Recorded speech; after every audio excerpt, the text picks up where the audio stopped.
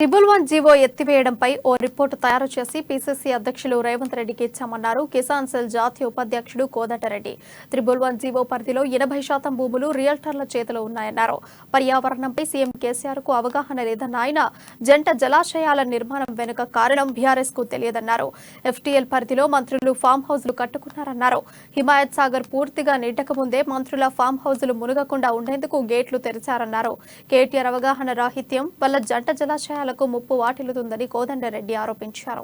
ప్రజలతో, రైతులతో, శాస్త్రవేత్తలతో, environment experts తో మాట్లాడి ఒక రిపోర్ట్ ఇవ్వమని చెప్పి వారు ఆదేశించిన మేరకు మేము ఆ గ్రామస్తులతో, స్థానికులతో కాకుండా లుబ్నా సర్వత్ గారు, నిఖిత గారు చాలా కాలంగా ఈ రంగంలో పనిచేస్తున్నారు. వాళ్లతో కలిసి ఆయా గ్రామాలు సంబంధిత ప్రజలతో మాట్లాడిన తర్వాత కమిటీ ఒక గట్టి నిర్ధారణకు వచ్చింది. అన్నిటికంటే ముఖ్యంగా ముఖ్యమంత్రి గారు తెలంగాణ రాష్ట్రం ఏర్పడ్డ తర్వాత ఎప్పుడెప్పుడు ఎన్నికలు ఉంటే అప్పుడప్పుడు ఎన్నికల కంటే ముందు 111 జీవోను మేము ఎత్తేస్తాము అని మాట్లాడము 2014